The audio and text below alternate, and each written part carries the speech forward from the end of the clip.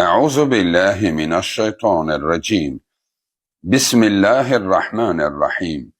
Elhamdülillahi Rabbil alemin. Vessalatu vesselamu ala nebiyyina Muhammed ve ala alihi ve ashabihi ecma'in amma ba'd. Esselamu aleyküm ve rahmetullahi ve berekatuh. Değerli dinleyiciler, bugünkü mövzumuz üzerinde gusül var iken ona qadağan edilən və yaxud da icazəli olan bəzi məsələlər barəsində söhbət açılacaq ki, üzərində qusül olan şəxsə nə qadağandır, nə icazəlidir. Və bir də bu barədə bəzi xurafatlar vardır ki, onlara da azacıq da olsa toxunacaq ki, dəyərli dinləyicilərimiz bu məsələdə elmli olub, yanlış işlər görməsinlər. Bəli, dəyərli dinləyicilər, qusül, yəni üzərində qusül insanın haçan vacib olur? Bu, kişi və qadınlarda cənabət halıdır, yəni cinsi münasibətdən sonraki təmizlik vacibdir. Bu arada, yəni qusül verəcəyi müddətə qədər bu adam cənabətli sayılır. Kişi qadına aiddir. Bir də sırf qadınlara məxsus olan hallar vardır ki, o da adəti hal, yəni hər ay qadınların gördüyü hal, bir də nifas halıdır. Yəni doğuşdan sonra bir müddət, maksimum 40 gün, minimum isə 10 gün belə ola bilər. Deməli, bu hallarda, yəni nifaslı, heyzli və cənabətli halda hansı işləri görmək qadağandır? Namaz qılmaq qadağandır bu vəziyyətdə.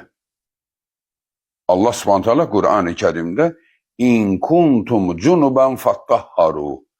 Əl-Maidə surəsi 6-cı ayə. Cənabətli ikən təmizlənənə qədər yaxın düşməyin namaza. Burada cənabətdən söhbət gedir, fərq etməz. Bu, heyz və nifas halına da aiddir. Təmizlənənə qədər namaza yaxın düşülməz. Və daha başqa nələrə yaxın düşülməz, onlar qeyd olunacaq. Və bir də bu, Ən-Nisa surəsi 43-cü ayədə də bir hissəsində keçir ki, təmizlənmədikcə namaza yaxın düşməyin. Bəli, namaz deyəndə bütün növ namazlara aiddir. Daha bir-bir saymasına ehtiyac yoxdur. Və oruc qadağandır. Oruç tutmaq həmən halda qadağandır. Kişi və qadın fərq etməz. Hətta oruc idisə, birdən bu hal baş versə, orucu pozulmuş sayılır. Həmən günün orucu oruc olaraq qeydə keçmir. Sonra Qur'an oxumaq. Qur'an oxumaq. Qur'an oxumaq burada cənabətli insanlara aiddir. Cənabətli insanlara aiddir. Qur'an oxuya bilməz. Amma burada adəti halda olan qadın və nifas halında olan qadın isə əzbərə oxuya bilər, toxunmama şərti ilə. Əzbərə. Misal üçün, necə ki, Fatihə surəsini əzbər bilir, İxlas surəsini əzbər bilir, ola bilsin ki, Qur'andan başqa surələri də əzbər bilir. Və yaxud da kimsə onun üçün açıb, uzaqda qoyub, bu da baxaraq oxuya bilər. Niyə bu icazəlidir? Çünki bunun müddəti uzun olur.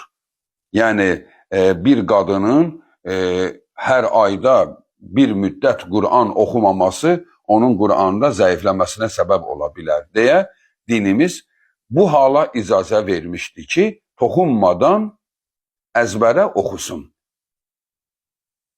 Amma digər hala isə cənabətə aid deyil. Çünki cənabət belədir ki, sənin öz xoşunla, öz rızanla bu iş baş verib və bir də ki, bu işdə çinmən sənin öz əlindədir. Yəni, yubadırsansa, deməli sən yubadırsan. Amma adəti halda olan öz xoşu ilə gedib qüsul edə bilməz ki, müddət tamamlanmadıqca. Amma burada isə, deməli, yubadırsansa, sənin ixtiyarındadır. Ona görə sənə icazə verilmir ki, Qur'anı hətta əzbər bilsən belə oxuya bilməzsən cənabətli halda. Çünki təmizlən və təmiz ikən onu et. Amma toxunmağa gəldikdə isə Qur'ana, bəli, yəni Qur'andan uzaq durması tövsiyə olunur. Hətta toxunmasın ona belə.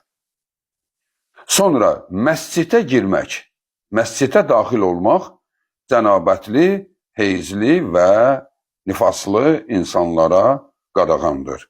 Qətiyyən məscidə girməməlidirlər. İndi bir şey unudulub orada qalıbsa əlini atıb götürülməsi kimi deyil, yəni konkret, yəni məscidə girib orada oturmaq kimi icazə verilmir. Qadağan olan işlərdən, bu üç halın üçündə də qadağan olan işlərdən cinsi münasibətdir, yəni intim əlaqəsi. Yəni adəti halda olan və digər hallarda olanların intim halları qadağan edilmişdir. Və təmizlənmədikcə də namaz və digər işlər buna qadağan olduğu kimi və eyni zamanda təmizlənmədikcə bu intim münasibəti də qadağan edilmişdir. Ta ki çimib təmizlənmədikcə. Bu Bakara surəsi 222-ci ayədə qeyd olunmuşdur. Bir də qadağandır təvaf. Təvaf Allah bütün insan, müsəlmanlara qismət eyləsin, həcc ziyarətində və yaxud da ki, umrə ziyarətində Kəbənin təvafıdır ki, bu hallar birdən birində baş verdisə, yəni Kəbəyə bu şəkildə girib təvaf edə bilməz. Bu üç halın üçünə də aiddir. Bunlar qadağan olanlardır. Daha bundan başqa qadağası yoxdur.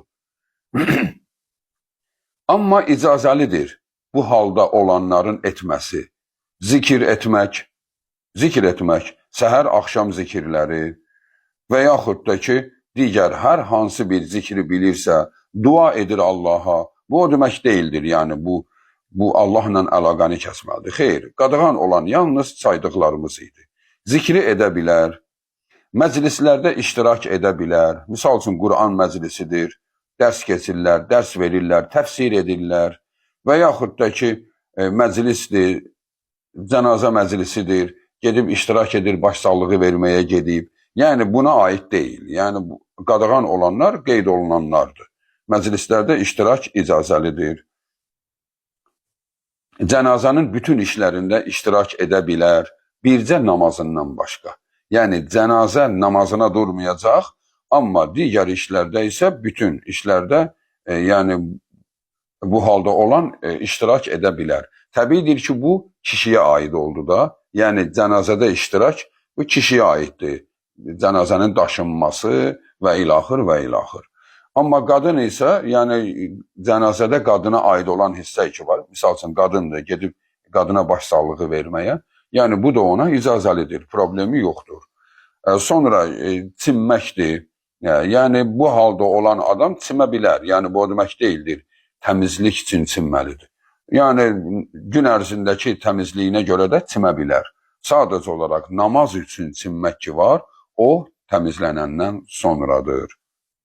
Bu da onlara icazəlidir. Sonra bu arada bəzi xurafatlar vardır ki, xalqımız arasında məşhurdur.